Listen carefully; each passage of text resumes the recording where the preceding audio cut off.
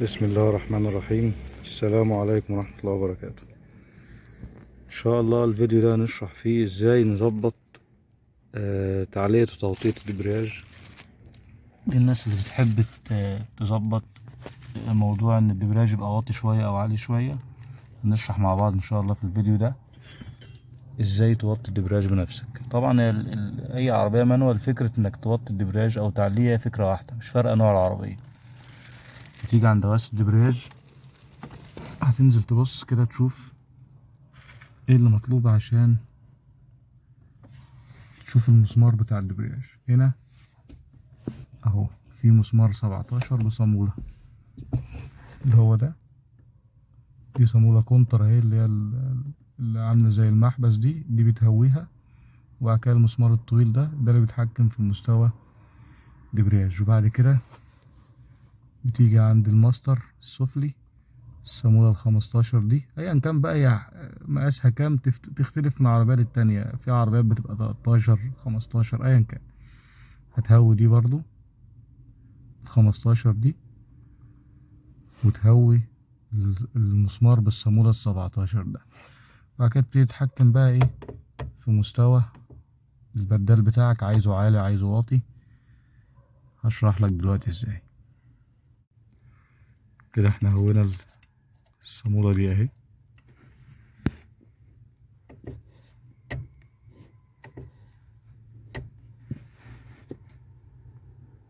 تبتدي بقى تقرب المسمار ده،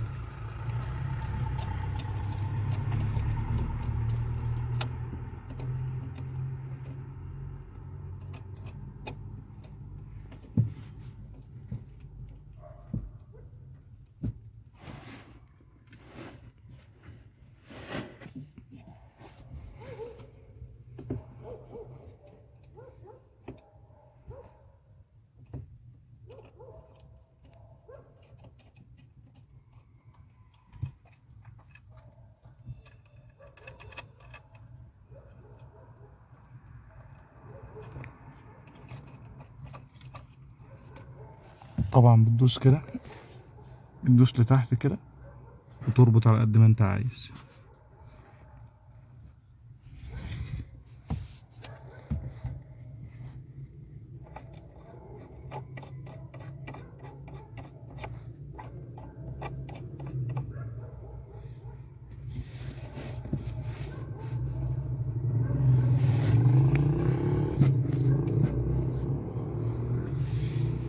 بتجرب طبعا، بتدور العربية وبتجرب.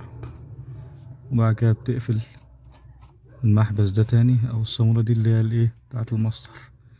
طبعا الكلام ده بعد ما بتخلص طبعا بتقرط عليه بالمفتاح، تشوف رقم الصامولة كام. دي هنا 14 ودي 17. فانت طبعا بعد ما بتخلص بتجرب بقى، بتدور العربية وتشوف الغيارات مرتاحة ولا فيها عض. احنا هنجرب كده الاول ونشوف. بعد كده تفك التيلة ديت،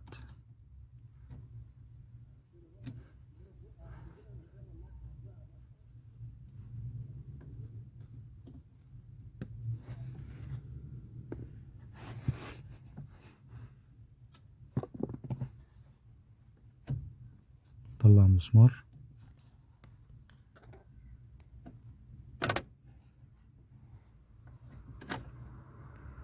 اهو.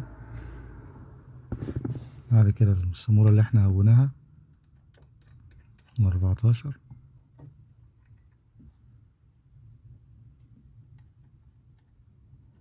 توطي بقى، تلف دي كده.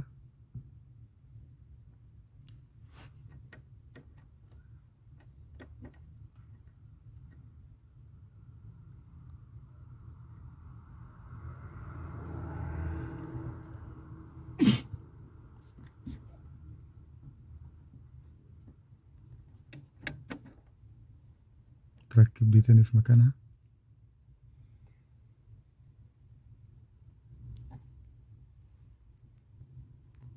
اهي بيتها تاني في البدال. جيب المسمار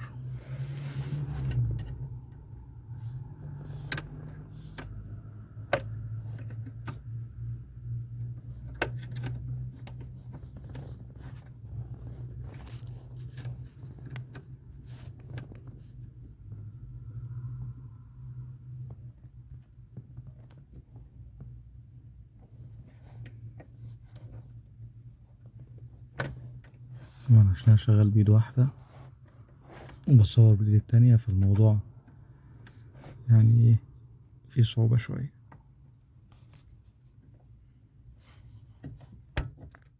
أنا كده بيته تقريبا بشكل مبدئي على أساس بس ايه أجرب وكده وطي. انت بقى دلوقتي هتبتدي تدور وتشوف الغيارات تمام ولا فيها عضة، على حسب بقى انت راحتك وحسب راحة رجلك انت بتظبط بقى ايه المستوى بتاع الدبرياج. بس انا فهمتك الفكرة ازاي. والمسمار ده بعد ما نخلص نبقى نفكه ونعدله، نخلي وشه زي ما كان بالتيلة بتاعته. بس انا حبيت اوريك بس الفكرة ازاي.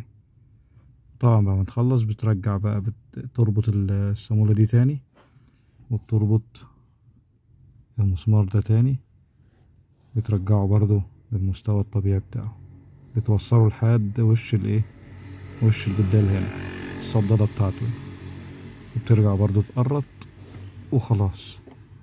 يبقى انت كده وطيت الدبرياج. فاحنا دلوقتي هنجرب ونشوف الوضع ايه.